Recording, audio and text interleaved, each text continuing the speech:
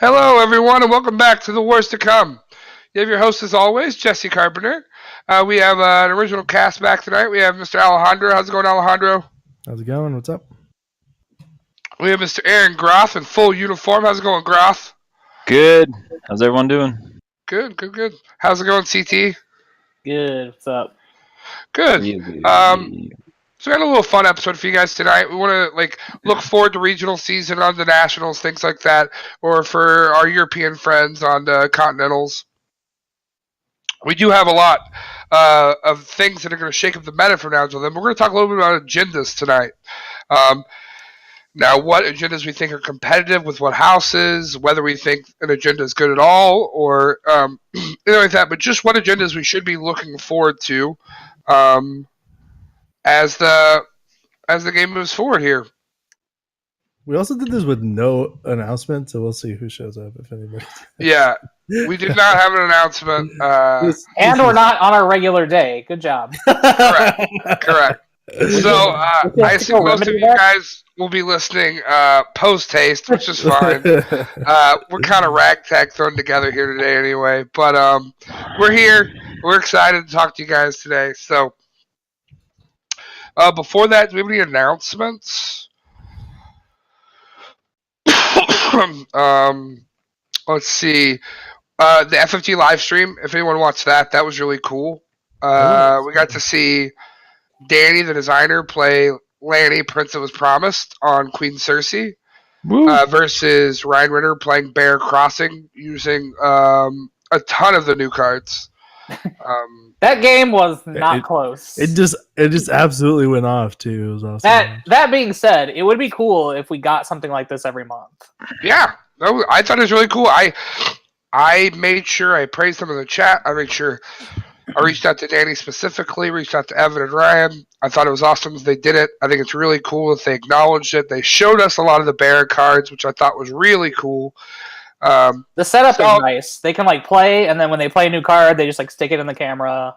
Yeah, that was really cool. They were on it, so because Salvador Danny set up, fucking nut. Oh god, yeah, he is. Danny set up, and I'm like, "What's that fucking altar? I've never seen it before." And immediately Ryan's on it. Yeah, they put it in the thing, and it's like, "What the fuck are these?" So we got to see some alt arts from upcoming nationals, which is cool. That's only 5 months early for us in the States that have to wait on them. But yeah, they look beautiful. We only got to see the Lion Gate, King's Gate or whatever, and Nymeria. We saw Nymeria, the Martell location, the Lanny location, and Stannis. Which Stannis literally makes me erotic. Oh my god, that Stannis is beautiful. Very cool. But yeah, I thought it was really awesome that they did that. So yeah, I just want to, if you have not watched it, go give them a view on the FFG Fantasy Flight Games YouTube channel or on their Twitch. At one point on Twitch, there was 80 viewers. On YouTube, there were 40 viewers. It was cool. It was very, very cool. So only thing that could be better is if they hired Buzz to stream it.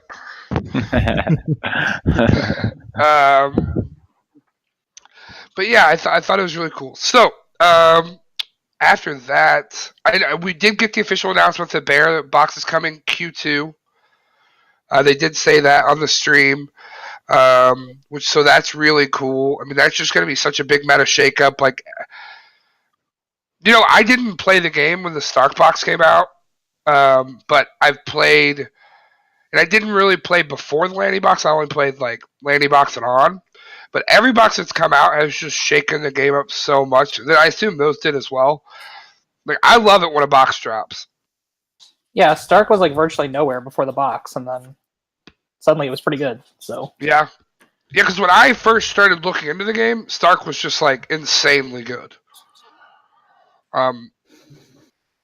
And then we moved on to the Lanny box, which is still one of my favorite boxes, even though it does not hold up to the test of time here.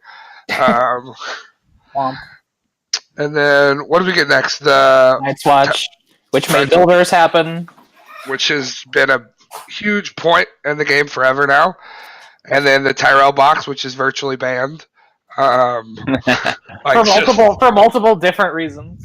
Correct. The Tyrell box is just, and it's evergreen, but it's virtually banned. It was busted, and then it was banned, and then it was just like a little bit more reasonable, but still really good. So it was banned again.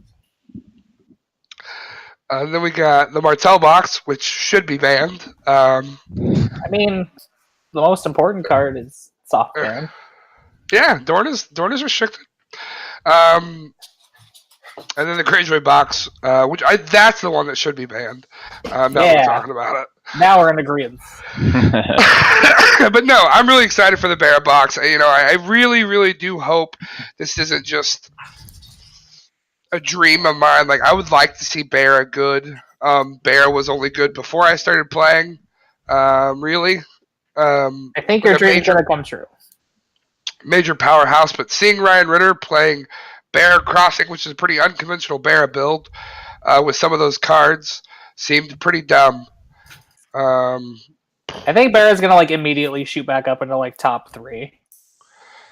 I mean, could you imagine Robert with that, just standing twice and doing 2 power challenges, and it's just disgusting. Just being in every challenge as long as you have 5 Rolar characters in play. Yeah. Seems gross. And then, as much as I like to talk about the new wall, seeing that Salvador San makes me cry. I love the Salvador San, but seeing that makes me cry a little bit. Oh, cool. That sucks. This only costs 6. For all you house, do the butterfly meme and just be like, Salvador San, is this card broken? Yeah. I can fuck with your locations, and if you don't have any cool locations to fuck with, I can just give myself money off my own locations. Yep. I mean, in a Barra Dom build, I'll just nail the Iron Throne every turn. Seems fine. I'm going to talk about that card a lot yesterday. It got me really excited. But yeah, so that should be coming Q2. All the spoilers that are actually out are on.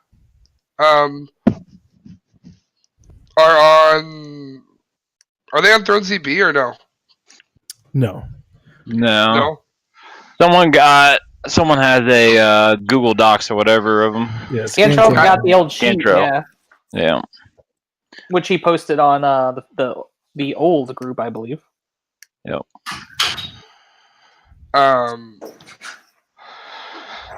So that was cool.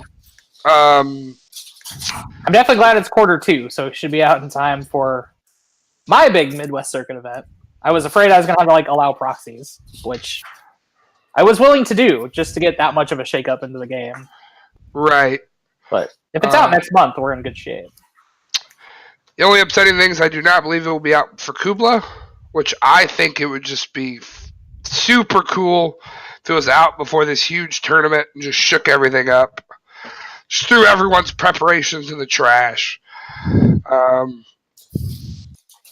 But we will see it out for regional season, because regional season is probably around Worlds, since there hasn't been an announcement. So, Whoop. Everybody's regional guys are going to be for next year's national. Yeah. But one of the we got the announcement of nationals being the same weekend. Will got it again. It's being held in the castle. That's exciting. Yep. Yeah, it's pretty. I'm really looking forward to that. I'm not set that I can make it, but it was really fun to go last year, and I'm excited to get a Stolic Light America going. Something. See how it turns out, but it does seem like it'll be a good time. I had a really good time at Nats last year, so I'm looking forward to doing it again this year for sure. I had a very good time. I think we can all admit that the one part that kind of drug it down was the officiating crew, just because they weren't. I'm pretty sure we had an episode about it. Active players, yeah. We definitely did. But I promise you that is not the case this year. I'm actually TOing the event. What? So I am not playing, but I am going to be the TO. So I'm excited. Appreciate you sacrificing your chance at glory there to make sure we have a... Well, the thing was Will reached out, and Will just doesn't get to travel, and I think Will should get to play. So yeah, I don't mind. I get to I do my own fair share of traveling, so I'll take one. And I also like I don't mind running events. It's fun. I also don't like it when events are ran poorly. That was beaten to me by CT. So yeah, I'm proud that my legacy can live on yeah. through you. Will you know what we're cutting to before the tournament starts? That will for sure be announced, sir. That will for sure be announced. Absolutely. I can We'll get down kind of with just do it. We'll decide tomorrow, guys. Cool. Yeah, so Nationals got announced. Regionals got. I'm just kidding. They didn't. They never will.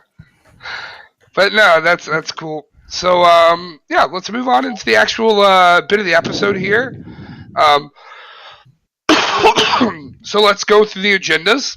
And obviously, we're not going to spend a lot of time on agendas. Here's the thing: I love these fun, janky agendas or things to do with jank. Right now, we're actually, since there's just so many to move through, we're going to try to stick. We're going to try to stick to the competitive ones. Just try to get some good information out there for you guys. I know that's not usually me that says that, but if they let me get off on a tangent, then the whole episode would be about cohort. And then we would never have, which we will talk about cohort, but not all the cohort. So, Fealty, obviously being the first one, where do we think it sits in the meta? How good do we think it still is? And what houses do we think it's still good with? Targ and Stark. maybe Stark. Yeah. Stark with the new event, right, is going to be really good. The new event is insane. The no surprises out of Fealty seems very, very strong. I hate that card more than anything in the world, for sure. It As does someone, does everything I don't want to do in my card games. Like, it just locks down surprises. Like, yep. I mean, that's literally what it says. No surprises, dog. I mean, Alejandro, what do you think? You're giving away your hand. okay. What's up? No. That's a breaking Alejandro rule right there. Do you think no surprises is good or bad? But it's in the one house where showing your opponent your hand doesn't really matter that much. It does seem fine, but I do hate when my opponent gets to look at my hand. Like, I don't know, yeah. more like, information. exactly. I think look, a that robin, a lineman, and a cat. Stark Fealty probably does a good enough job of like stopping your opponent's shenanigans that it probably doesn't need to give away all its tricks while it's at it. But I don't know. Maybe I'm wrong. I definitely don't love the idea of giving my opponent. I don't either. I'm terrified of this card. I don't like to give away any information. You know that. But I think I would play no surprises for sure. Like, I think it is. My opponent can't play any events. They can't bring any cards out of shadows. Oof. Just think of the Stark mirror. You're like, cool. Look at these cards. You don't get your mirror this turn, but I get mine. Like, right? Or can you not bring it either? But you still get to bring your mirror out of shadows. I don't. Wait. But you just bring your mirror out first and then play it. Like, I don't understand. Well, yeah, you could do that, but then you can only do it like once. Yeah, right? they get an opportunity too, dog. I mean, I'm not playing against Alejandro every round. I think I'll be all right. Yeah, I mean, So yeah, I think the card is really good. I'm excited to see it in action. It's going to frustrate me, I'm sure. Yeah, But when I'm I playing Targ, this is gonna fucking hurt my feelings when somebody. But I do think this hurts Burn and Martel Wars the most, and I despise both those decks. So How dare you? I'm okay with it. How dare you? How dare you? well, I don't despise actual good Shadows decks, and like this just cripples Shadows decks. Sure. I mean, I think Shadows has been poorly designed since the beginning. So, It got better. huh? It got better. So what about that Martel Fealty, Alejandro? How'd that go? I think that's probably a tier 2, tier 3 deck. It's got some upsides. This is what I want to like wedge out. Like, so there's a lot of decks that have been around these last few months that have been war decks, but like we're not gonna play those in the regional season, right? Like we're not moving forward to those because there's just better options out of the Martel Fealty, right? Yeah, Well, that's why I was asking. I haven't seen Martel Fealty in a while. Is it viable? Is Targ Fealty still the best option out of Targ? Or is it HRD Marine? Daryl says so. But I don't even think HRD Marine's the best deck. I think Reigns is. Yeah, all of those are good options. Fealty is definitely a good option at Targ still. Yeah. Like, okay, whether or not it's the best, I don't think that they really have. They really go up against each other like that. One deck's trying to burn a little bit more than the others, and that's. I think Stark Fealty is definitely still good. I think I agree. Is definitely still tier 1. It's been really good ever since Dalek, and I don't think it's gotten. Yeah, I don't see that deck. It doesn't lose a lot. It draws so many fucking cards. Yeah. Like, it just draws. Yeah. I mean, I think the whole argument of like, is it Wyman versus Flea Bottom? I think that was solved very quickly. Oh, yeah, Wyman. Yeah, Wyman put that to rest. Yeah. People who are like, I don't understand. I'm like, did you play Stark before Wyman? Because it sucked. We did. It was not great. No, I didn't. That's the thing. I want to play good. I tried to play Stark without Wyman. I was like, this fucking sucks. We were forced to. It wasn't good. Oh, yeah. We didn't that was the worst. That was a miserable. We didn't get Wyman. We didn't get anything good. I am no one. Stark is still getting these busted ass cards. Alisane is dumb. Yeah, Alisane's real dumb. Alisane is so good. And then Small John is good. Like, really good. Like, why would you ever play a Daisy again? The 4-drop slot, like, 4 for 6 right now. Okay. Yeah, when they nightmares my Daisy, I get sad. When they nightmares my my Small John, I'm like, cool. Hell yeah. Hey, great. I don't give a shit. Cool. So yeah, I don't think there's a Bear Fealty. I don't think there's Night's Watch. Tyrell? Do we want to talk about Tyrell Fealty? Night's Watch Fealty did really well in France, so there might be something there. Was it Tomas? Or is it... I don't know who it was. I didn't get to see, but it was top 4, I think. Top 4, if not top 8. And so if it was Tomas, it doesn't count. If it was anyone else, then it counts. Yeah. Tomas is one with the same deck, plus or minus 10 cards, in the last 3 years. He's just really good. I'm not convinced the deck is very good. Head that spikes. Greyjoy. I've seen a lot of Greyjoy Fealties. Yeah. I think that it's fine, but it's probably not as good as like. There's no reason to run Fealty in that slot. Over Sea of Blood or Reigns or Crossing. Yeah, all 3 of those are just better in my opinion. Economy's still good, but there's enough economy in Greyjoy that you probably don't. There's the Tyrell Fealty cult deck that is really fast and really good. Yeah, there's that too. Yeah. Glass Cannon. I'm just saying it's a good deck. I'm not saying it's not. So we are just kind of finalizing Fealty on Stark and Targ. Is that what we're saying? Yeah. Yep. And probably that Tyrell single deck, but like yeah. I still think I don't know. I wanted to give it a shot, but I haven't gotten a chance to yet. I still just think it's like I still think Fealty is good after all these years. It's not dwindling. It's just continuing to stick around in those same houses where it's always been good in, where the $1 extra matters so much. Yep. I think that now that the economy, I think at the gates has fixed economy so well for some decks that like the only argument I can see Fealty for is Targ. I think, and only that like low curve. All my plots are 2 to 4 gold. So what would you play out of Stark then? Like if you don't want to play, I think I would just play Reigns if I know my economy's in good shape, right? Stark has plenty of agendas, right? And they all kind of do something different. You could play Fealty. They do, but I'm saying like just good stuff. Stark. Am I playing like Fat Cat Reigns? No. You're playing Fat Cat. It's Reigns. If you're just playing General Stark, just good stuff. Wama, Cameron, Stark, like just good stuff. I still think Fealty's the best option. Could be Fealty, could be Crossing, like both of those. Yeah, Fealty, Crossing. It could be. I still think those decks look a little bit different.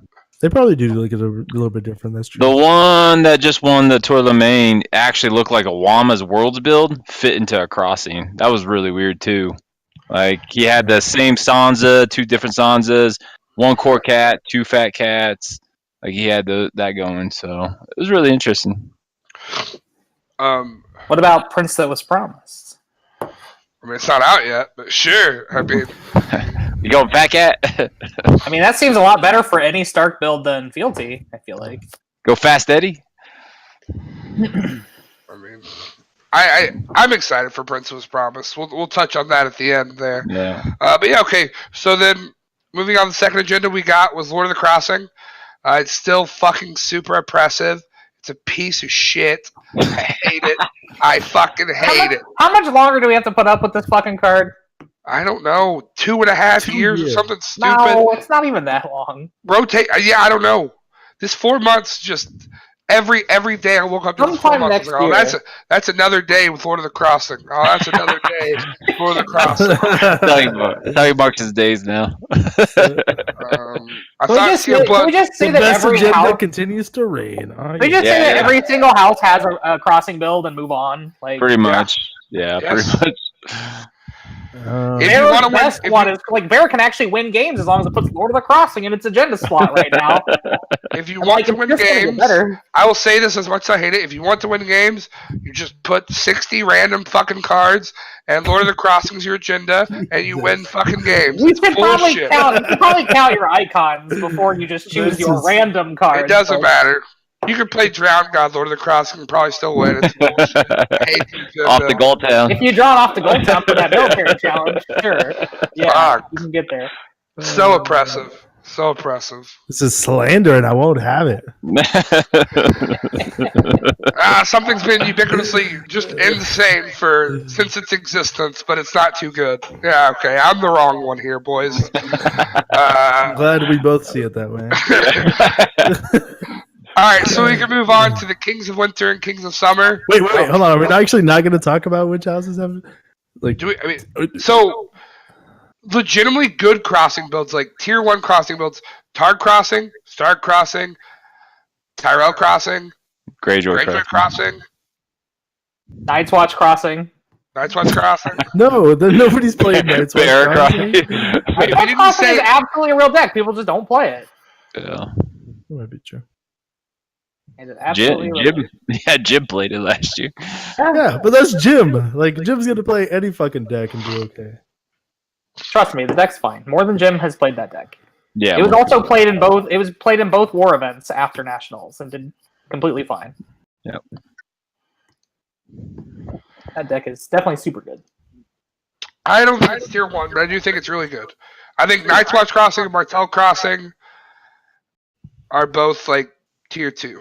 I feel like Martel's the weakest one, and it's still Martell's the weakest. It's still pretty good. Like I think Bear Crossing is the weakest one, but Bear's until the not Bear the box weakest. comes out. Yeah, Yeah. Bear's about to go up. Bear's about to go up to like second or third, probably best crossing deck. I've been playing a lot Maybe of first. I don't know.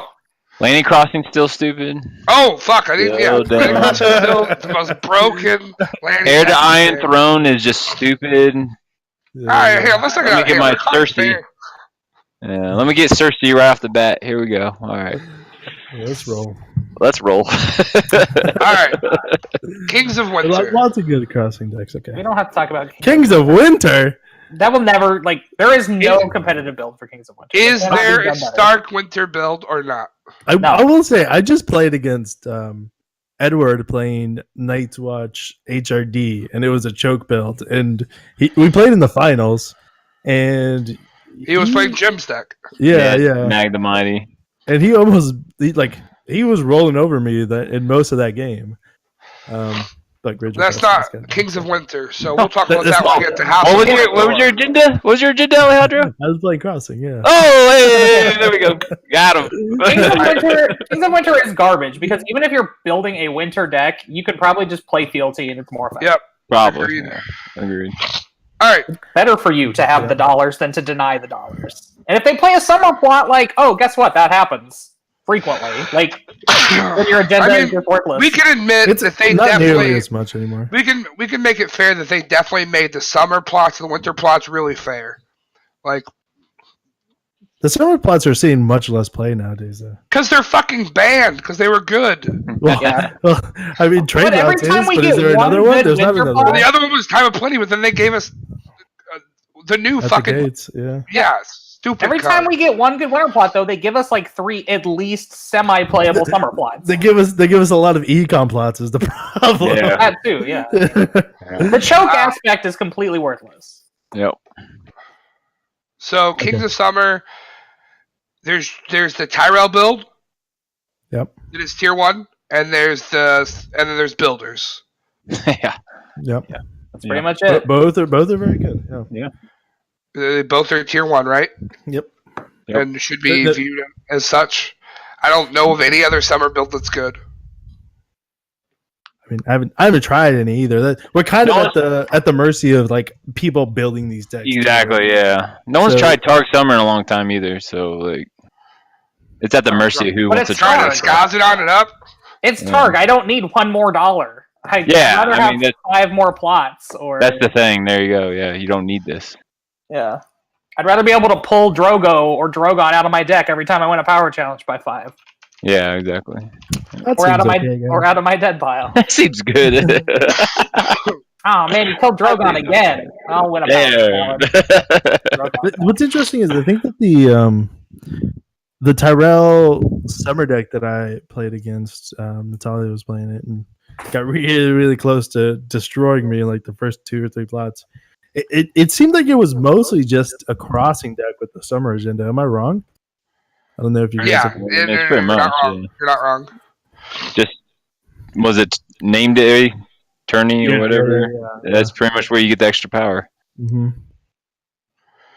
So it is more likely that you win the first challenge, so you are more likely to trigger the power on the plot the first 2 turns.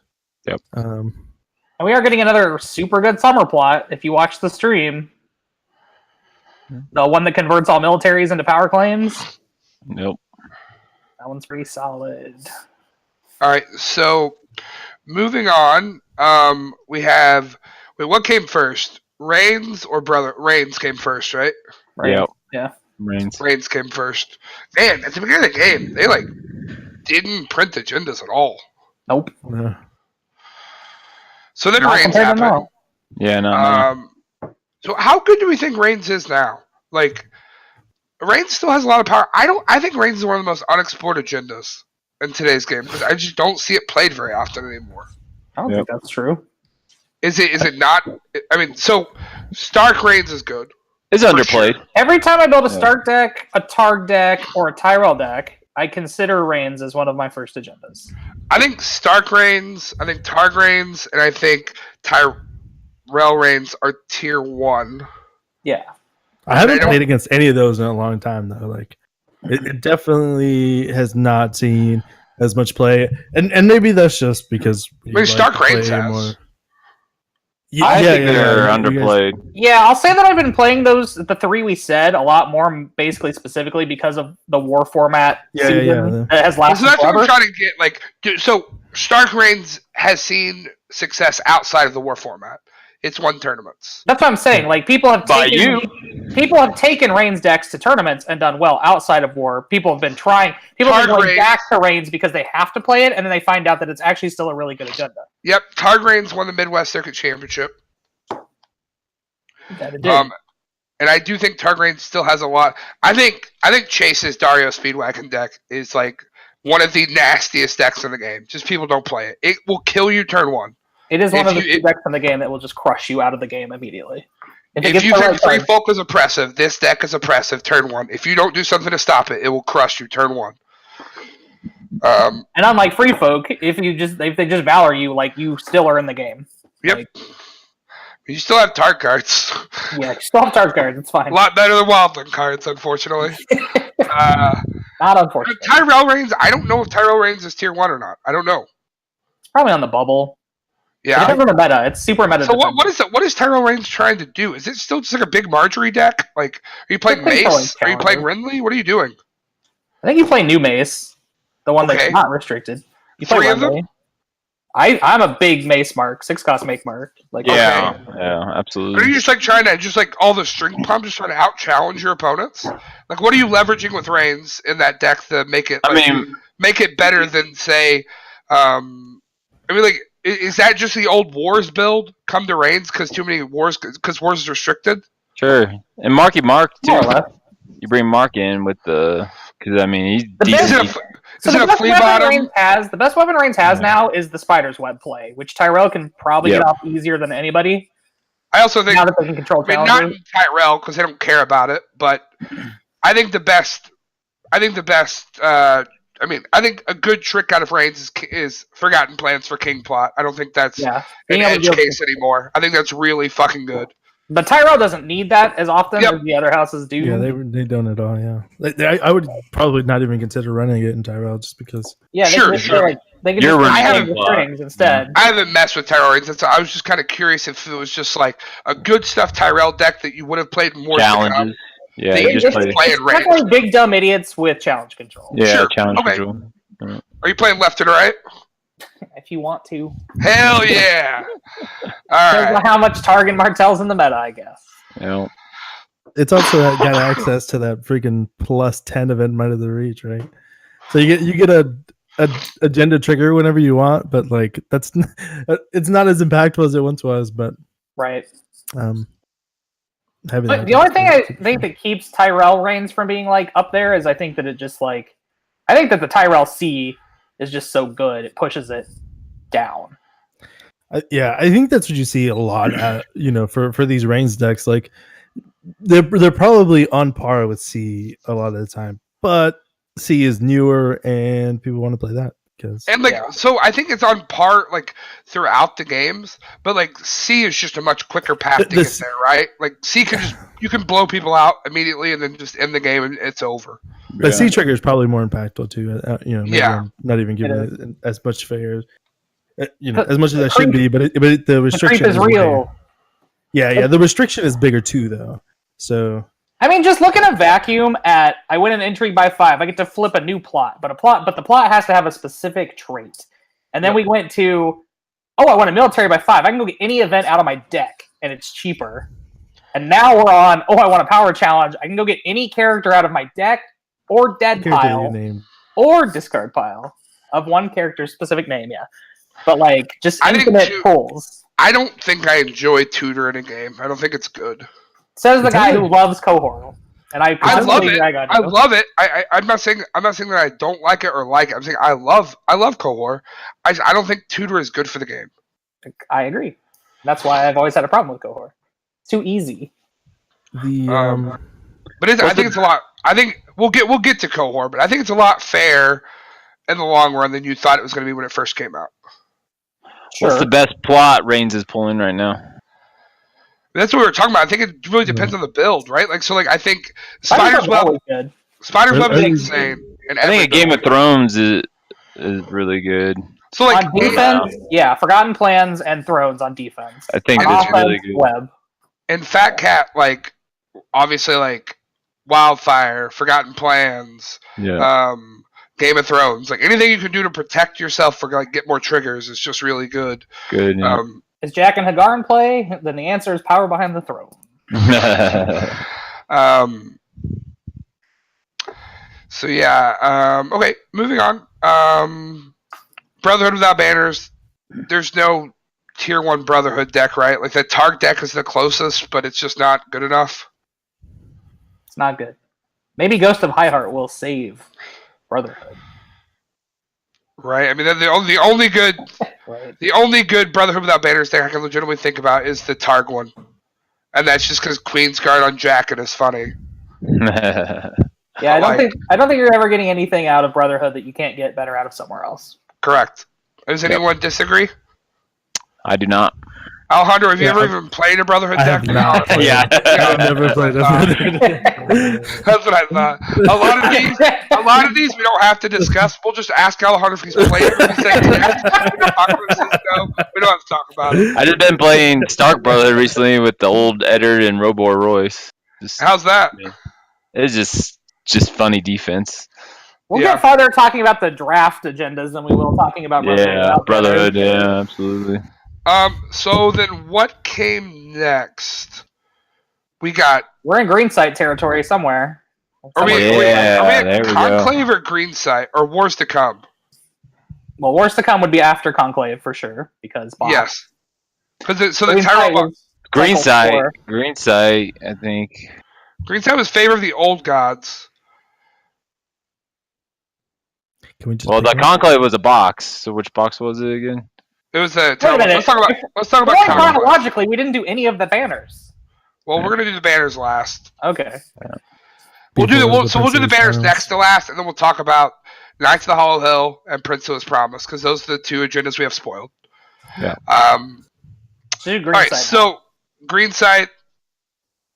I'm gonna say there's a deck, but Big I Wall's think- 1.5.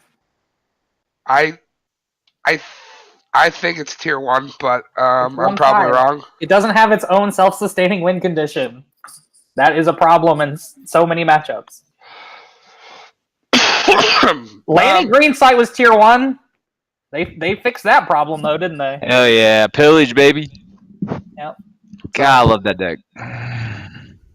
Those are probably the only two that ever had their time in the sun, right? I guess Greyjoy, but like Drowned God's always better doing something else, right? Greyjoy pillage or green side's so good. It is good. It's just not as good as the other decks. Yeah, sure. Yeah, absolutely. Yeah, You well, run I into will say- the mirrors, it's not good. I will say Hey. I think the only one really worth playing right now is Night's Watch, and Like if they're Yeah, true gold. we didn't do the quality test. Alejandro, have you ever played a green site deck in a tournament? you know, I don't think that I have. This is a waste of time. Move on. But and you know, maybe that's a good qualifier, because like I want to say that I just played against Night's Watch green site, and it was the only deck that I lost to on the tournament at Kingdom Con. But I still Hell think yeah. that deck is like 1.5, probably, maybe 2. Yeah. You can't say any deck that can't win without your opponent's cards is a tier 1 deck. That's not true. I just need their cards. I just need more than That's cards. all. Yeah, that's all, dog. Okay, you're gonna beat. Are you gonna beat? What's your win percentage gonna be against Night's Watch, Little Wall? Builders is a good matchup. Percent. It's really good, man. Actually, it's a really good matchup. Yeah, ask You Nick beat Builders Hansen. alive. Yeah, ask them. You beat Builders alive. Hmm. Bara, when We- Baratheon box comes out, even better for the big wall. Thank you. There's my win condition. Whenever I play Baratheon, I'm like, do I have Bob? Do I have Bob in my deck? I feel like I have Bob in my deck every time. Do you have confiscation in your plot line right now? Do I have I do. Confiscation in your plot line. I do. You know what? When Lannister plays 2 gold and your deck just doesn't work anymore, is it a tier 1 deck? Who plays latest? Oh shit, that's a problem. It's Wait, going for to be what a card? problem. It's the one that, Pyromancer trash. Pyromancer What? trash.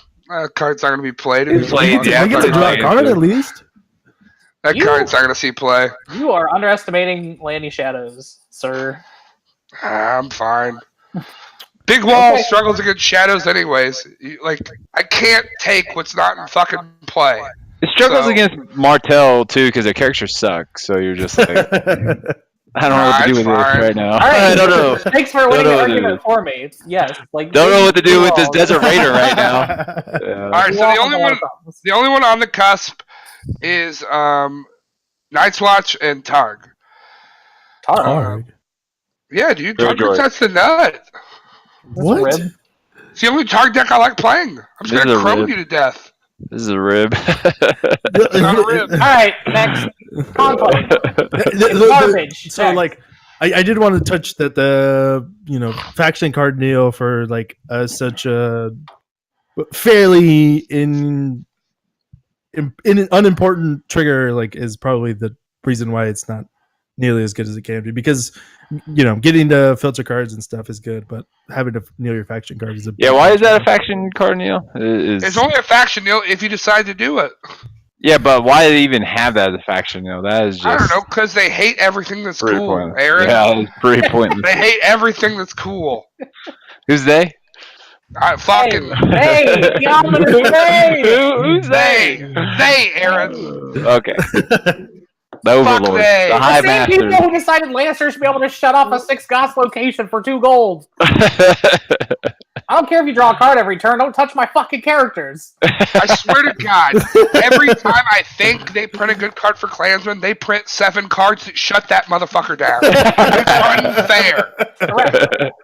Oh, Lion Star's cool. Oh, I'll print Salvador San and Pyromancer's cash. Okay. Fuck me. Sounds about right. All right, All what's right. the next one? Conclave. I've never played it. There's no tier 1 build. Never It doesn't pass considered the it. it doesn't pass the Alejandro.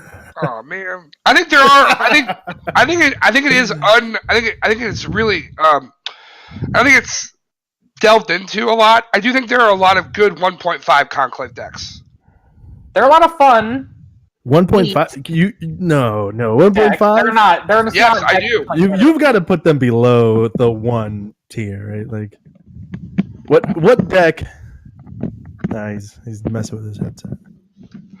I knew Alejandro was gonna be talking shit, so I took off my headset. I took it off. Let me ask you, Jesse Carpenter. Let me ask you a question. How are you going to get Conclave triggers when my new wall steals all your Maesters? So it automatically has to be below 1.5 Oh. because it's not as good as new wall. New wall's just going to take your whole Conclave, dog. You guys are mean. I mean, I don't have any special insight to this. I haven't built it. You I asked haven't if it's built tier any 1. conclave.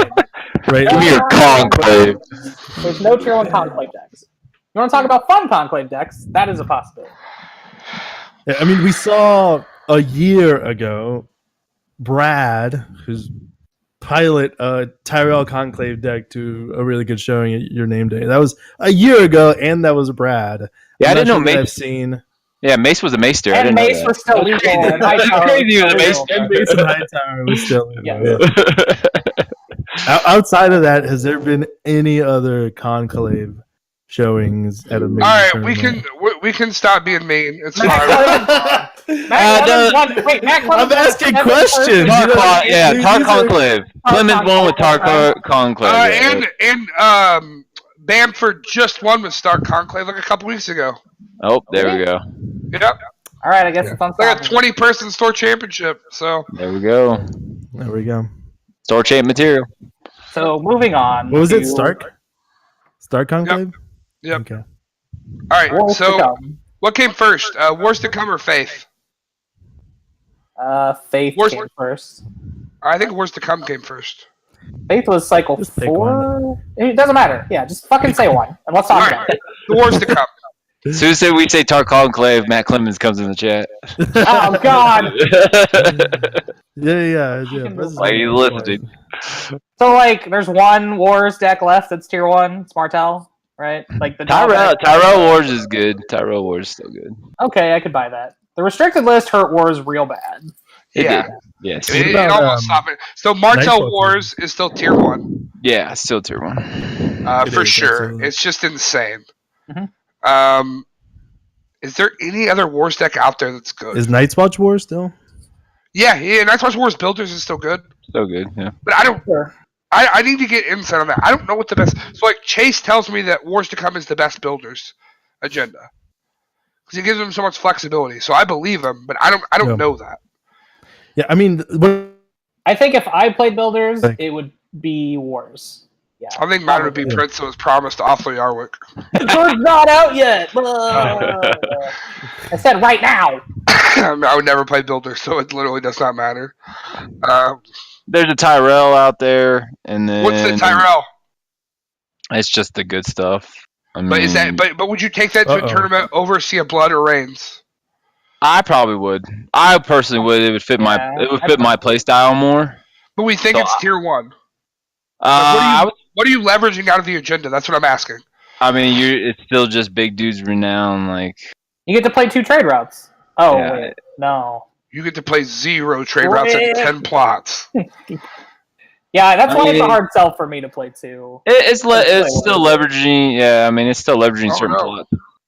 What happened to Alejandro's I camera? don't know. Discord took over. Alright. What was the? We mentioned another Wars. What was it? Is Greyjoy War still good? I wouldn't play it. I'd play Crossing first.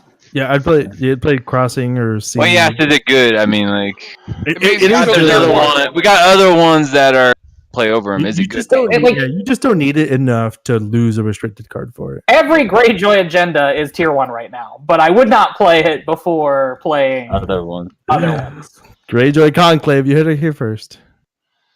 You know what? It'll still probably beat almost every other house right now. I mean, Baratheon Wars. I've seen a lot of that lately. I mean, just on the Iron Throne, so it could be something maybe. We established that right now there's no tier 1 Baron deck, right? Bear Sun, Future. maybe. Yeah, Bear Sun's pretty good. Bear Sun might be tier 1. Nah. All right. Yeah, I think that's it for Wars. All right, we can move on to. Oh, we forgot about Alliance, dog. Alejandro's never played Alliance. He's never played a 75 card deck. We're done. But but it's like Alliance is weird to talk about by itself. But like, Alliance definitely has a ton of good builds. You should Alliance should be at the end because it doesn't stand on its own. Alliance standing on its own is bad. Are there any good Alliance builds that are not cohort? Wait until Italian Nats and Nicola will have a Alliance build that's good. I'm saying, are there any good? Because here's the thing: if not, we'll just group it with cohort. Are there any good Alliance builds that stand on its own? Group it in a cohort. The Martel Kraken Stag. That's a good deck. Right. Giannis's deck, yeah, sure. Yeah. It does have a lot of weaknesses though, like that it didn't used to have. Yeah. So I think that might be. PD is in the meta though, so PD crushes that deck.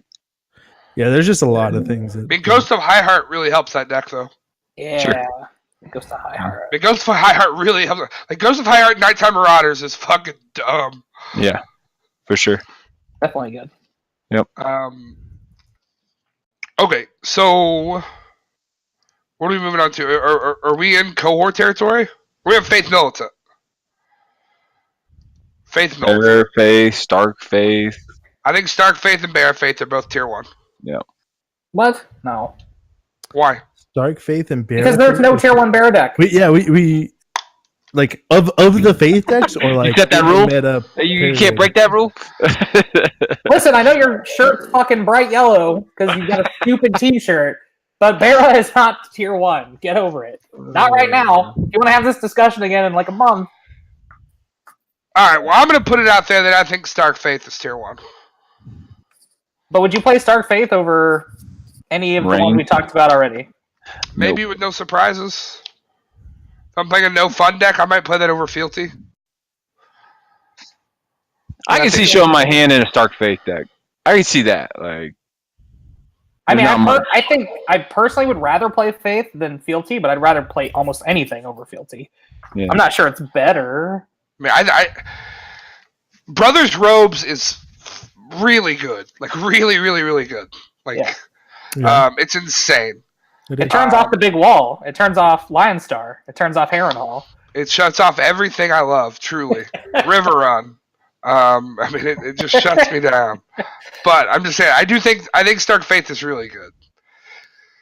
I do think it's really good. I don't know if it's like top tier Stark Faith. The reason I think Stark Faith is good, like let's say like over the other houses, and why I think it's good is because it just has an actual piece in house to build around. Like Fat Cat is the 7. Mm-hmm. And like that's very strong, where like a lot of other houses don't have that strength. Yeah, for sure. Yeah, I'd be happy to surrender that Stark Fealty or Stark Faith is tier 1, but going back to Bera, that's probably not true. Yeah. Sure. Okay. Anyone have anything else to say? I would say that I like the Faith Militant agenda. I wish it was. I do like that agenda. Like there was a insane Big Danny Faith Militant I ran across.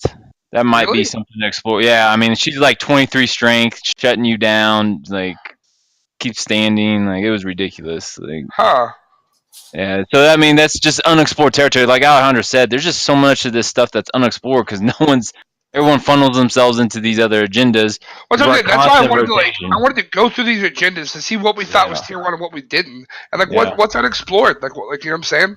I mean, that was unexplored definitely until I faced it. And I was like, gosh dang, I can't get around her. I can't beat her. Like 23 strength with all 3 icons is stupid.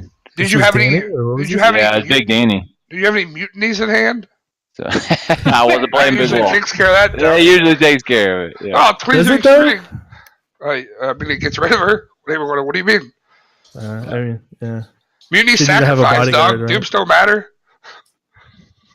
Wait. No, you can stop mutiny. It's hard home. Hard home her. Yeah. Okay. Sure.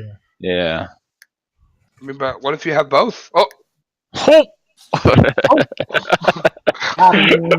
It's a really cool daddy you got there. I would hate to mutiny her. All right, so where are we at now? Are we on cohort? Yeah, Or we're on Cohort. House. We're on HRD. Oh, White Harbor. House, White fucking Harbor. that's not tier 1. HRD Marine is tier 1. HRD Gift is probably still tier 1. Like, I don't know if it's the best builder's build, but it's probably still one of the HRD better Ribs is builds. probably tier 1, but you would never play it. Yeah, I would agree with that. HRD Ribs White matter, Tree, really? Like, Huh? HRD Isle of Ravens. Does ribs really matter? I Starting out, sort of. I mean, I don't think know. Greyjoy's son just takes it because of the constant dead interaction. Like you just I think the top 2 Dragon Red decks are both banners. yeah. So But, The okay. Alejandro test. Have you ever played The HRD Marine. tournament? Marine and yeah. Oh, okay. Yeah. you played HRD Marine? I played HAD Skazadan one time. Oh, that hell was the yeah. maddest I've ever seen you. This is still why he hates exchange of information. Oh, he was pissed. He's like, this card is bullshit. I got him play it. I got him play it. I came away from that tournament hating exchange of information. Yeah. I was playing 2 of them, and they just kept handing me tons of trash. They're like, "Here, you throw this away." Like, okay, I will. But you knew your deck was full of trash the moment you had Gazadan in your That's setup. the problem. Yeah. That was the problem. House of the Red Door is one of my favorite agendas. Starfall's fucking tier 1. Yeah, it's just like starting with 4 gold is just you have to have a deck that overcomes that. You have to have a deck that like the location has to be incredibly impactful, tier 1 or it doesn't matter. Like T1 or it doesn't matter. Yeah. Like Marine, draw 3 cards every turn. Okay, that's fucking dumb. Even Starfall, like I don't yeah. consider Starfall tier 1 because I would rather just draw one of my 2 Starfalls than cut my setup into having to set up Starfall and losing $1. I will say that I went away from the tournament, last weekend, 2 weekends ago, thinking that HRD White Tree was T1. Like that deck had a lot of tools. It was really like with as much money as I have in Greyjoy, it was really hard to keep marshaling guys. I think it's like 1-5. It has some super hard problems. It can't. Yeah, it's 1-5. It loses the Sea of Blood almost immediately. Yeah, Oh, Sea of Blood yeah. is really, really, really Oh hard. yeah, it's bad. It sucks. I love that deck, but Almost every target build kind of shits all over it. Also, Yeah. so. Oh wait, moving on. Where are we at? So, are we in cohort territory? Let's do it. Let's get there. Big John Cohor. Unfortunately, Voltron Cohor. Night's Watch cohort is tier 1. Martell cohort is tier 1. Martel cohort is tier 1. Bear Rose Our- cohort, that is tier 1. Yeah. That is a bear deck that's tier 1. Who played it? She 1-5. did really well with it. Who played it? Jenny. Yeah. Jenny. She did really I well. played Bear Rose cohort as like 1-5, Yeah. but I think Bear Tar- cohort is going to be insane soon. Yeah. Tar Lanny- Cohor 1.5 probably. Targ Rose cohort is probably pretty good. Yeah. Tar Rose Cohor is really Lanny good. Stag cohort is definitely good. Yeah. I mean, I think there's a Stark Rose cohort out there that's pretty good. Yeah. Cohort's just a good agenda. Like if you're playing as a good player playing cohort, like I do think that Stark cohort, straight cohort is good. People stopped playing that. Start. They just stopped playing that deck. I don't know what happened. Yeah, cohort is really interesting, really good. It gives you a lot of lines. Is it the American, prejudice against cohort or whatever that just keeps us from saying it as much, even though it is Yes. probably tier 1? As Jesse likes to Wholeheartedly say. agree. Yes, absolutely. I do not know that many Americans who are all aboard the cohort train like I am. It's just people don't play it. Tar cohort, but that's probably it. People don't build it. People don't play it. Like Colt loves it, which helps. I love it, which helps. I like the Martell one, but that's it. The Martell one is the nut. Yeah. And even As then, long like sometimes I don't like it, but it's pretty good. It's pretty good. It's pretty good. And it being a banner just makes it really fun. Like, it makes it really, really fun. Yeah, Cohort's better than it is represented in the meta for sure. Yes, I 100% believe that. It has the we've already talked about this, but it just has the problem of being really complicated, and also like if you want to play really complicated decks, you probably want to do that with more flashier things than attachments. That's probably what I would think. Yeah. Simple combos that you can reliably get off. I've just always hated the setups. Like, I don't know. I've just never liked the whole attachment heavy setup aspect of it. That's probably the thing that I like the least about building with it. There's a Stark Stag cohort out there. Woo! Someone didn't play. Someone didn't have the balls to play it. Oh, got him. I did as I was bid. You're a hero, man. You're your own man. And I can't like $29 I or can't 30. I can't defend myself after going 6-1 with Reigns. Like, I can't be like, oh, you made me play the worst deck. Like, I can't do that. Like, I played it. He convinced me to play it. I convinced Stuart to play it. Me and Evan both went 6-1. Stuart went 5-2. Like, I mean, it was the right call. I just wanted to fucking just ice some people with Salador. You just got these brand new sweet looking ices and you didn't get to use any of them. Yeah, none. Bummer. Damn, that second place sure does feel bad when you can't play a stag.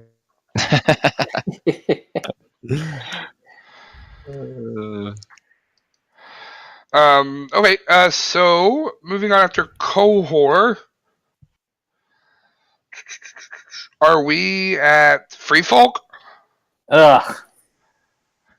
Free Folk will never be Why tier what? 1. It's too fucking swingy.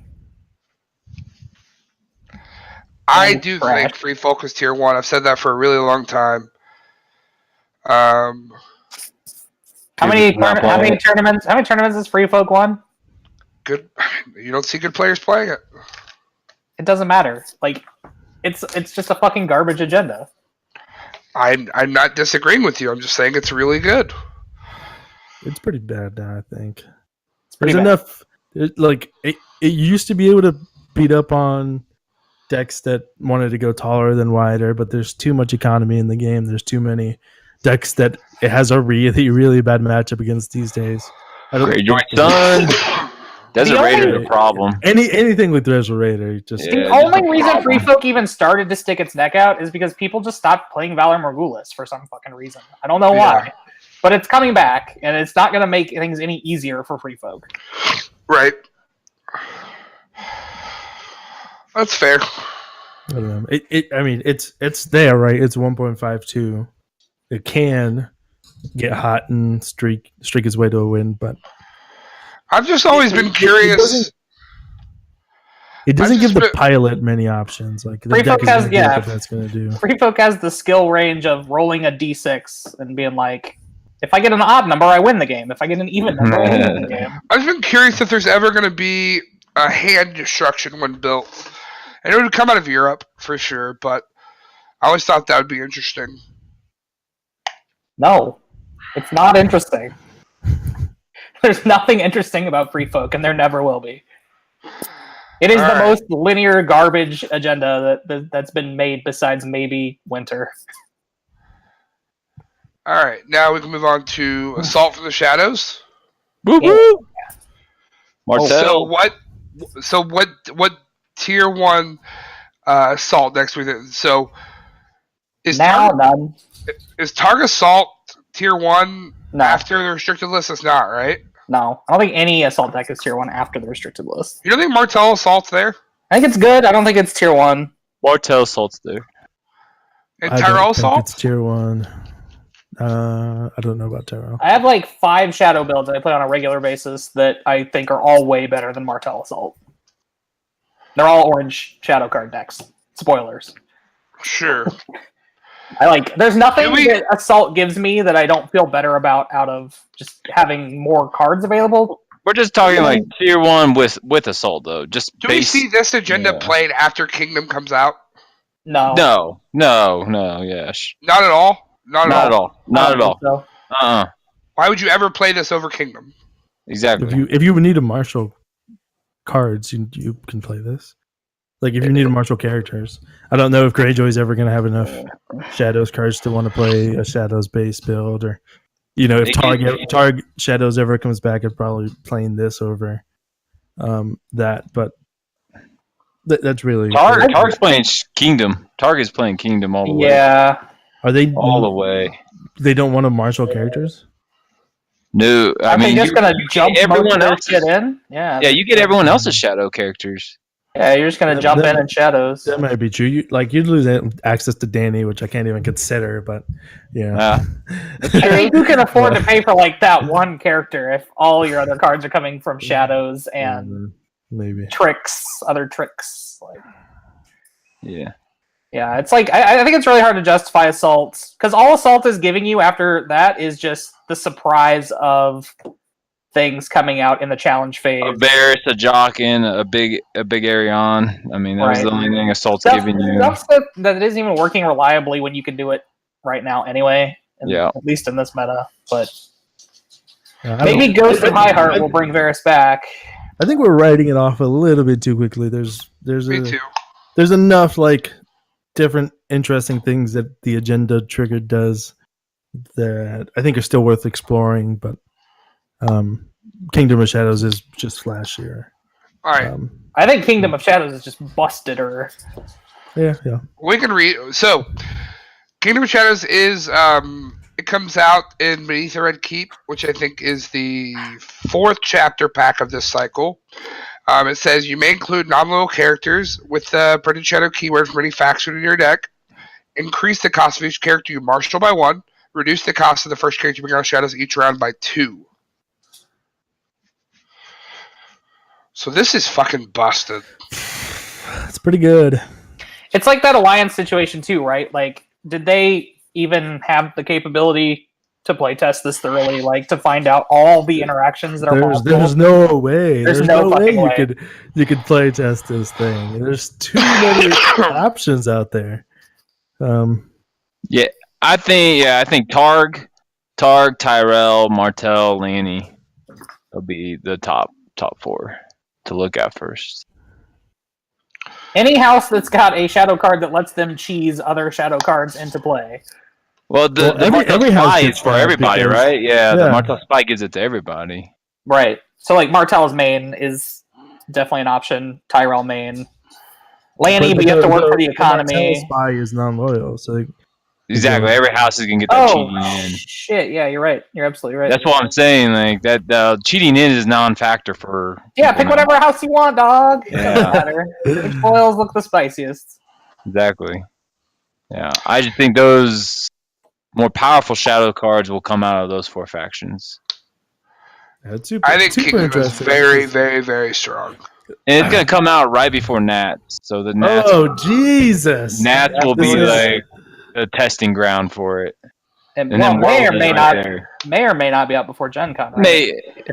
May or may not. I'm just saying NAS would be like. So if it's pack 4, so what are we getting pack 2? 2 should be out tomorrow. This week or tomorrow. Yeah, Knights of the Hall of Hell. Yeah. So 2 comes out tomorrow. So it won't be out 11 days before Gen Con. Yeah, it's probably gonna be the pack at Gen Con, right? They always do that. Yeah, they usually always. That's the thing. They always kick it back a month. Yeah, they always kick it back a month with Gen Con. Shadows will probably be out at Gen Con. Yeah. This will give us a month to prep for Nats with 8 trillion shadow combinations. Yeah, Nats with this is gonna be like. There's got to be a busted deck out there, and like whoever can find it. I think there's more than one for nationals. There can be more than one. So I'm playing Stark. Whatever agenda with 3 no surprises. That's what, there's the other thing. And double ravages barring. Barring. Like, there's another thing. Hear old CT say, "I'm playing Stark at this tournament." That's a good point. Yeah, we're playing Stark Stag with like Banish from the Light and Mason Malister. Oh, we might even play Alliance and just bring in a little Target Chud that just kills things in shadows. Malister and Red Ronnet coming at you. Yeah. Just beating you down. After this agenda comes out, is Hired Assassin just like auto include in Target? Oh yeah, we need to go reevaluate wars with this now. Like every deck needs to consider 2x barring the gates. Yeah, 2 barring 2 ravages. Yeah. You got your 2 doubles right there. All right. Before we move on to any more new agendas, let's move on to the banners. So, Banner of the Dragon. Banner of the Dragon's still good, but it's still good. Niche, right? Like it's good at a Tyrell with as we saw with. I think it's unexplored, but I do think Banner of the Dragon is like Banner of Hisdar, right? Yeah.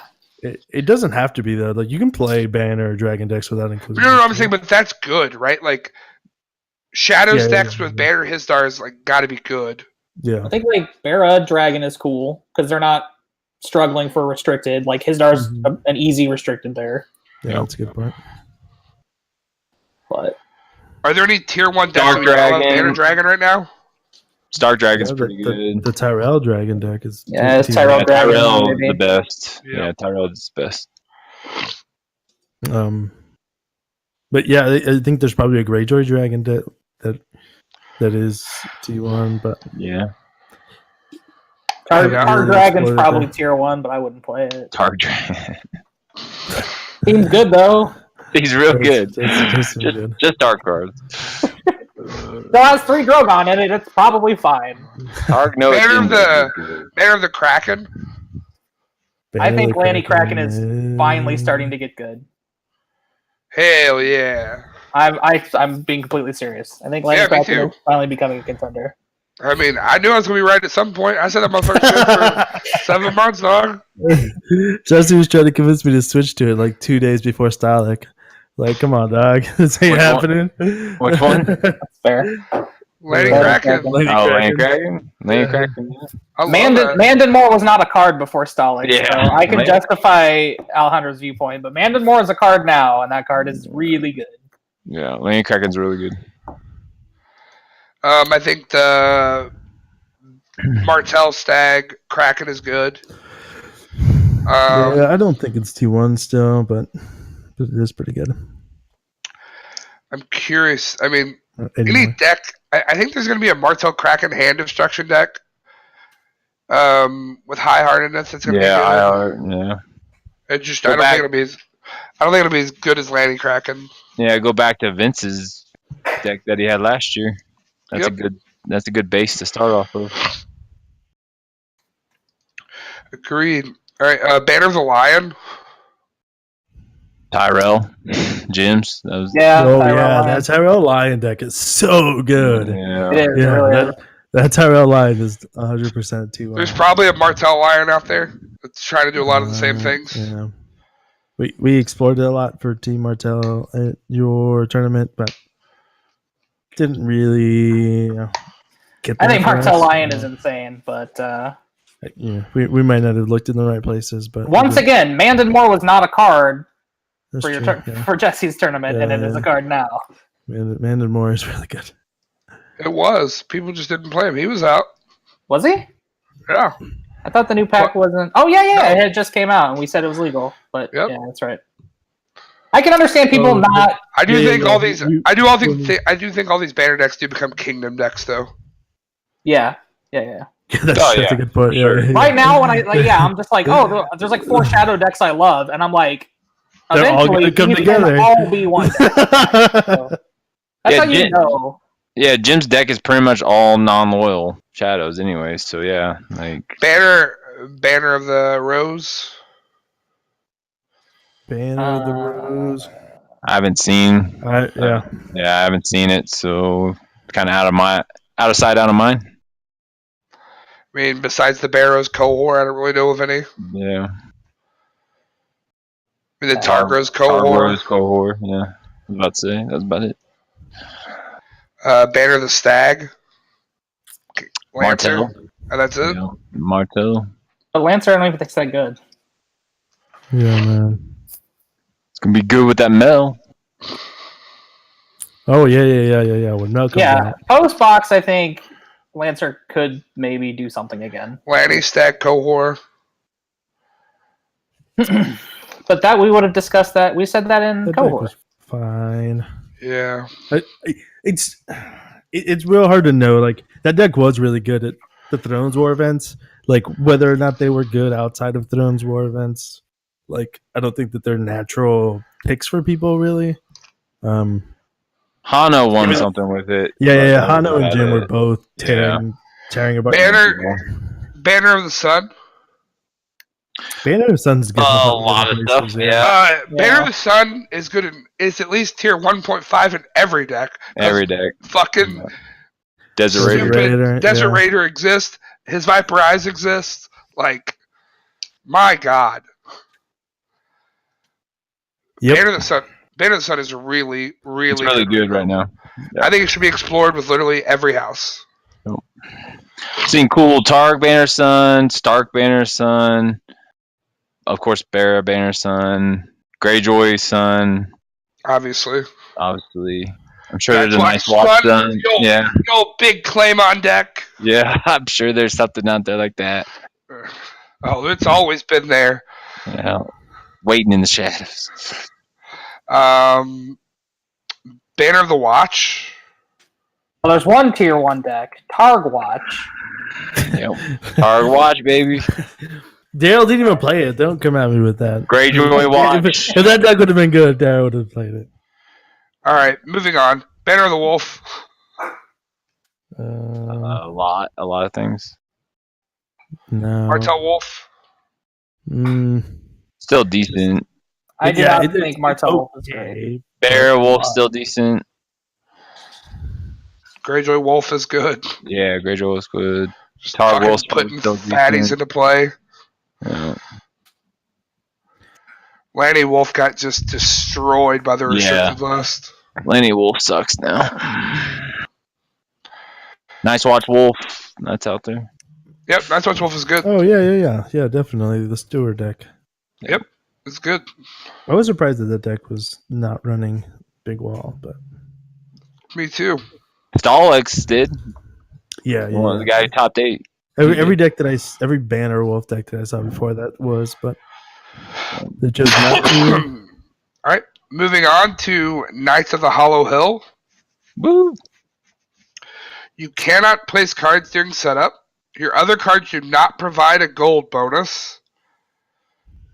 +3 income, +2 initiative, +1 reserve.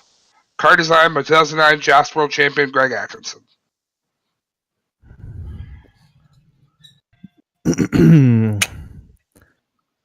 I am not sold on this. I am not either. I am also very much on the fence. I have not decided.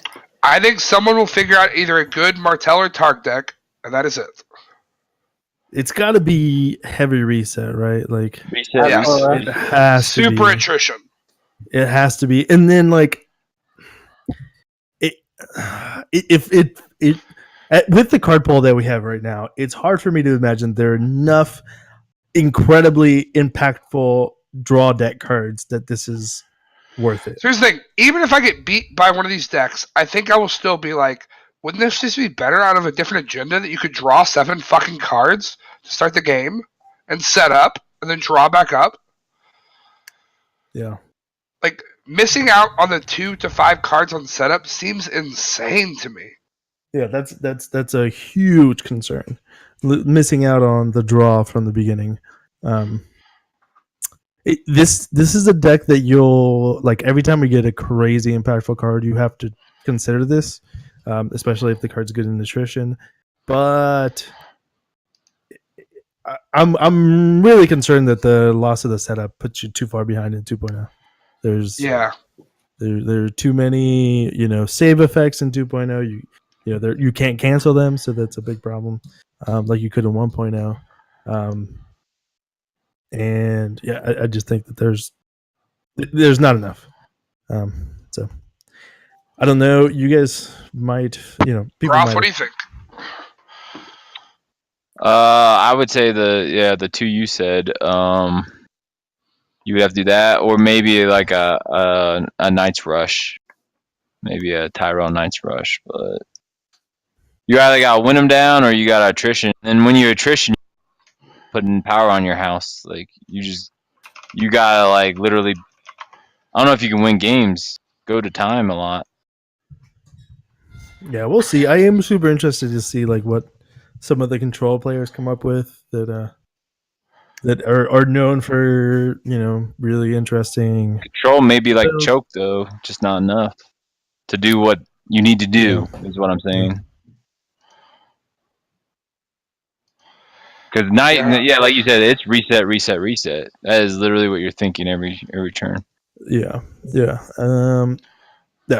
So I thought that there was going to be at least one of us that was going to think that this had a chance of seeing. Yeah, I thought CT would think it was better.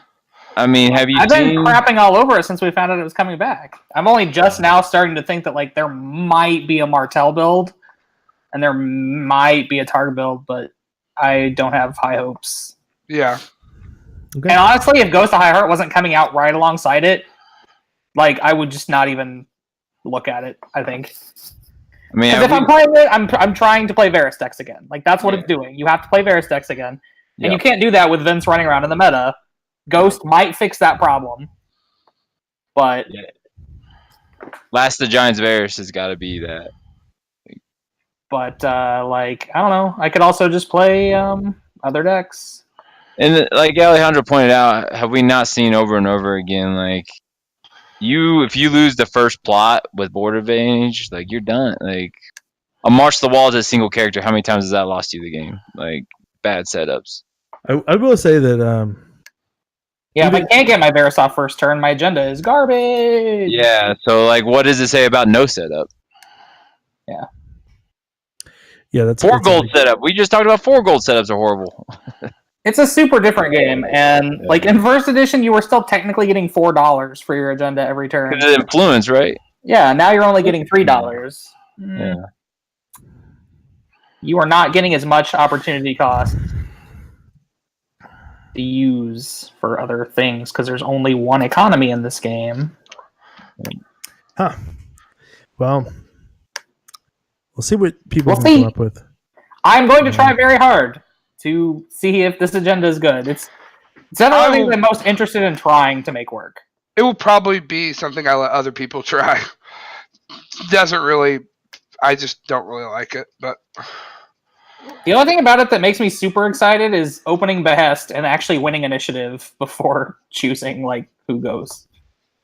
The coolest thing about it in my eyes is that one combination. But then even if I don't know. No setup just fucking crushes me. You have to assume almost every game you have no setup.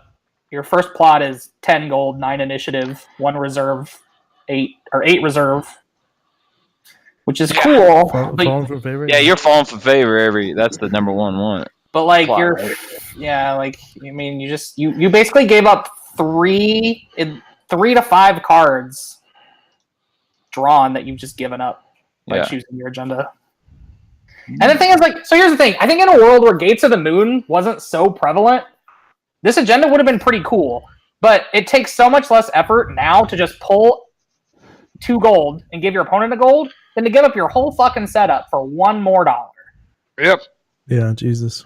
They should not have printed Gates of the Moon. If you play House with the Red Door and you grab Gates of the Moon, you're doing better than you're doing better than you this. get to set up cards.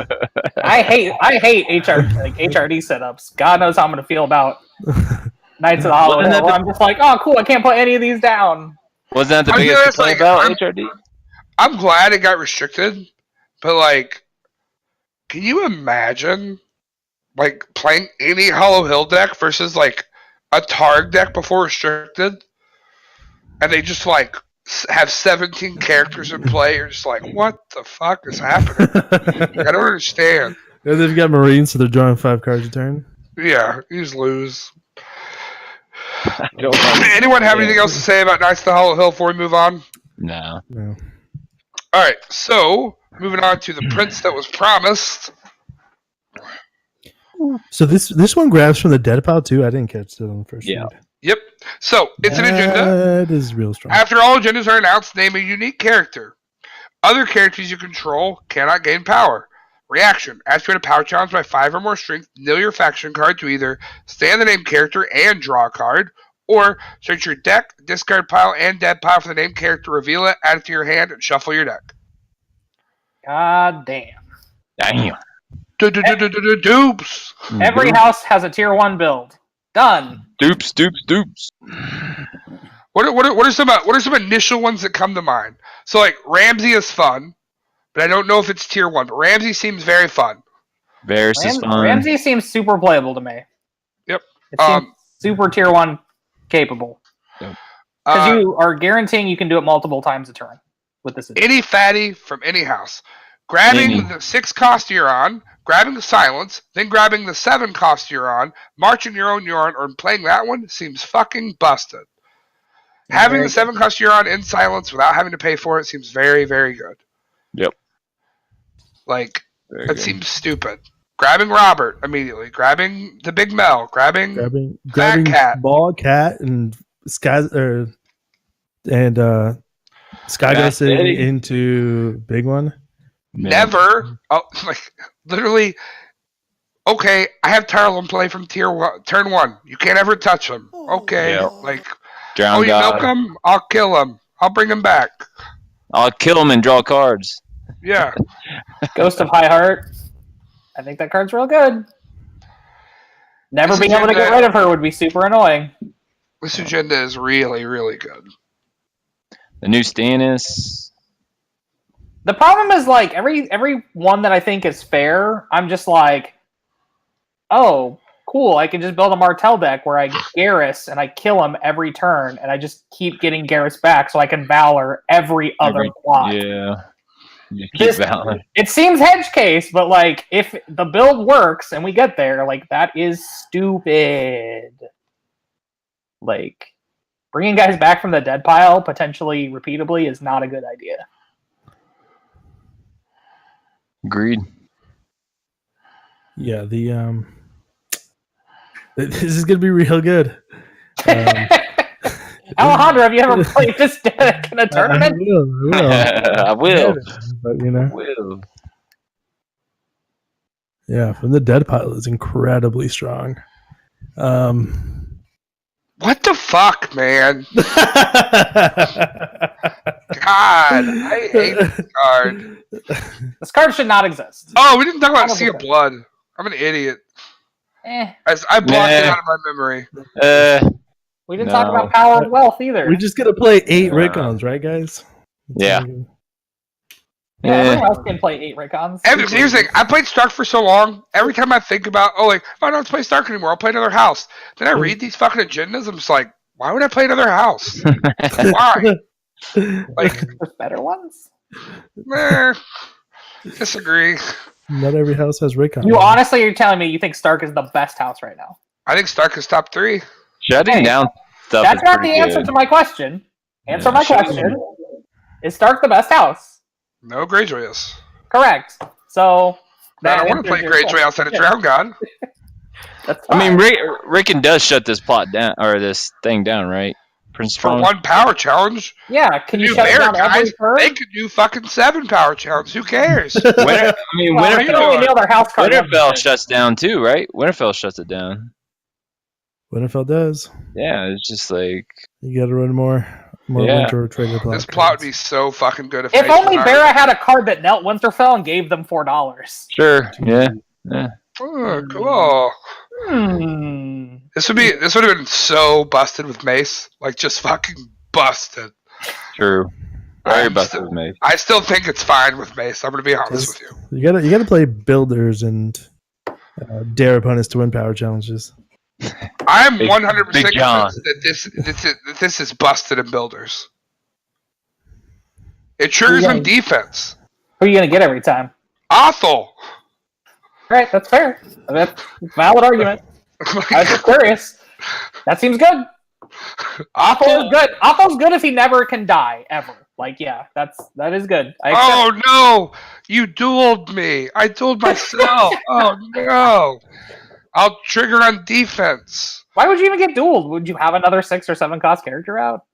They would. We'll see. If you'd have to. But then you could just get to kill their guy. Yeah. You theoretically the builder player would have to be playing dual here. But I don't know. Now you've got my attention. Builders playing duel. Yeah. Just to kneel a guy. All right. I just do not want to see this out of builders, and I think it's really good out of builders.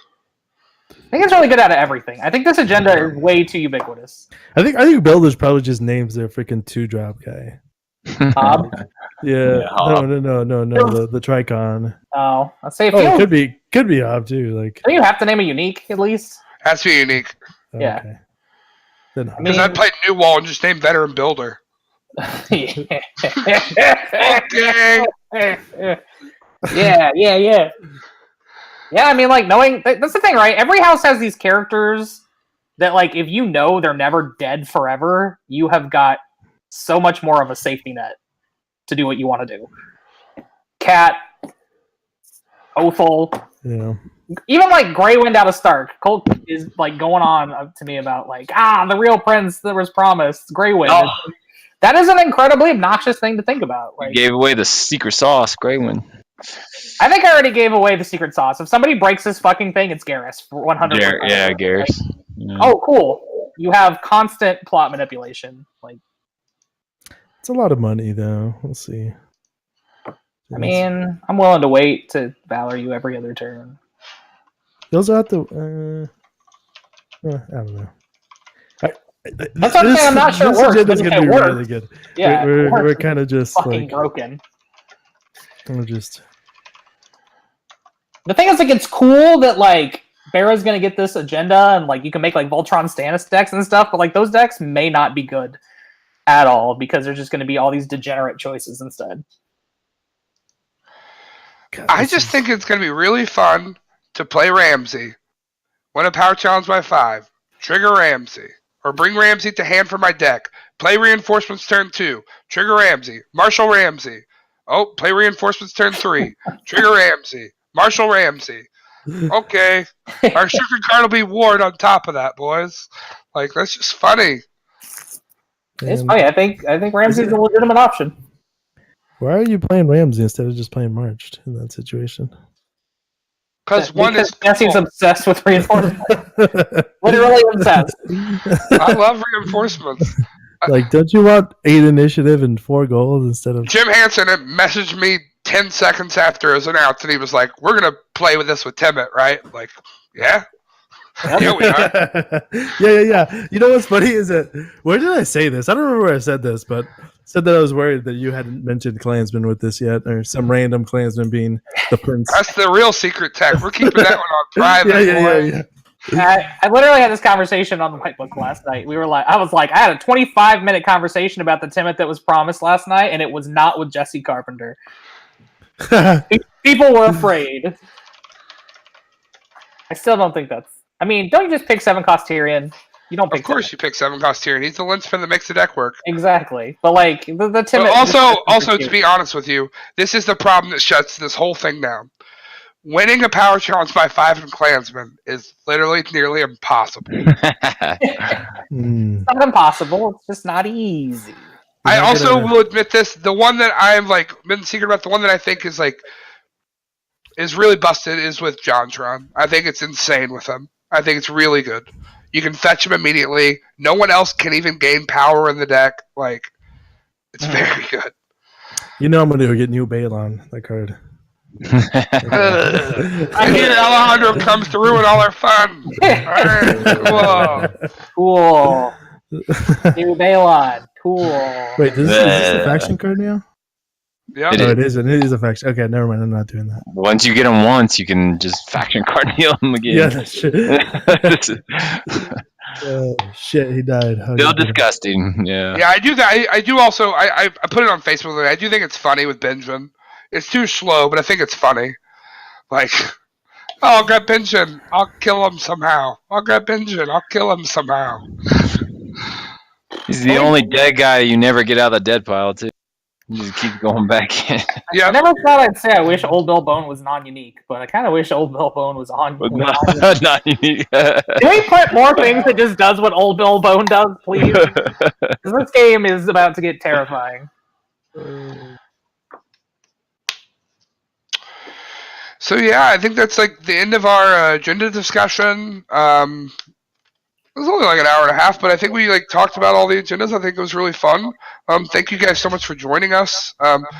We will be back in 2 weeks on a Thursday. Only reason we recorded on this Wednesday was because of Endgame tomorrow, which I cannot say how excited I am about it. I hope if you are a fan of the television show, I hope you join us on Sunday nights on Roy's channel, Faux Intel, for Watchers on the Couch. That's myself, Chris Thompson, and Roy Rogers' television show. It's full spoilers. We are covering the television show and books. It's very good, I think. I heard there might be a fairly eventful episode this week. Yeah. Yes. Yep, very excited. It'd be a pretty good after show. So, is it not just going to be the three of you guys sobbing, or? Jesse will be crying like a bitch. I will be crying for sure. You're probably gonna get like I'm gonna be in like finally mode on like 90% of the characters. But if Jorg goes down, I'll be crying like a bitch. Kid is gonna have to pause it every 5 seconds because we're not gonna be able to hear over me just sobbing. But I'll finally get past. So every time any two characters that are man and woman look at each other, John Peters screams beside me. The bus driver from Billy Madison, him and her got it on. And like, so I'm finally past that, hopefully. No, I'm very excited. That's what So this weekend I'm going to Madison playing Twilight Imperium 4 over the weekend instead of doing pre-release because I'm a scumbag. Or going to trial by combat because you're a scumbag. Scumbag. Correct. And then, I'm watching the episode, watching Endgame, doing that, watching the episode. I cannot be more excited about Endgame. If Captain America doesn't die, I think I'm giving up on Marvel as a whole. I'm done with them. I want to see him blasted. No, I'm just kidding. I'm really excited to see what happens. Do we want to add an addendum here and go back and talk about Sea of Blood, or is that just... Are we just not talking about? I don't want to talk about Greyjoy, Tyrell. Yeah. I don't want to talk about that agenda. We have to. No. If you want to see Sea of Blood, tune in to HBO Sunday night at 10 o'clock, whatever time. And probably I'd rather take that Arya Ginrich scene than talk about Sea of Blood over and over and over again.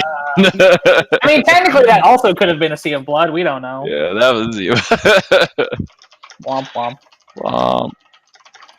We don't know. We don't want to know. Yeah, Endgame is going to be a Sea of Blood too, right? Like, there's just going to be a lot of dying in the next few days. Nah, it's a reset button. It's a reset button. That was a rough week to be a nerd, for sure. Yep. It's gonna. Has anyone here watched The Office at all? You know the Michael scene right before he's getting right after the Dundies, before he's getting ready to leave. It's gonna hurt like a motherfucker. Oh yeah. It is. But I'm excited. I mean, as someone who's followed the Marvel Universe for a long time, I mean, we've literally waited 10 years for this. So it's a lot of closure, I think, and that's cool. And then on the other note, someone who's read the books in 6th grade and someone who's watched the episodes since premiere night 8 years ago, I think we start seeing some final closures and starting to see steps to the end, and the discussion gets better. So, Game of Thrones is based on a book? What? A little bit. God, a little bit. Damn. Not as much as I'd like. Short story, I think, actually. Oh, yeah, short story. Hammer the nail. Not as much as I would like. Alejandro, what you got going on this next week, buddy? I don't know. Besides losing $5 to me in this death pool. Oh. I'm gonna need Barrick to Game Night Kit in Oakland on Sunday. Is that the Stark one? Yes. Oh, those Stark one. That Stark one is cool. It is. Yeah. Groth, what about you, buddy? In-game Start Kit on Sunday, yeah. and then Game of Thrones. What are you seeing in busy game? Sunday. Going Friday, 10 a.m. in the morning. Stay off Facebook tomorrow, buddy. I'm not going till. Well, it don't Sunday. matter to me. Yeah. People are bad people. I've already People are people. I've already been spoiled. Really? Don't Oh, tell man. me. I'm not I gonna won't be fucking friends with. say I'll what? Like, unfriend I'm not gonna people. Oh, this is what I heard. Jesse's the one that told me.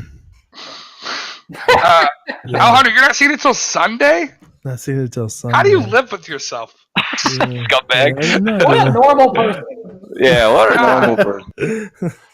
I was He's like got a talking to life. people at work or whatever. They're like, "Oh, what do you see in Endgame?" They're like, "I might see it next week." I'm like, "What the fuck? Might. I might. Why would you Most ever important see thing it?" in Jesse's life. Why are you waiting so long? It's like I've seen it by like 4 times by then. CT, what time are you going tomorrow? 10:15.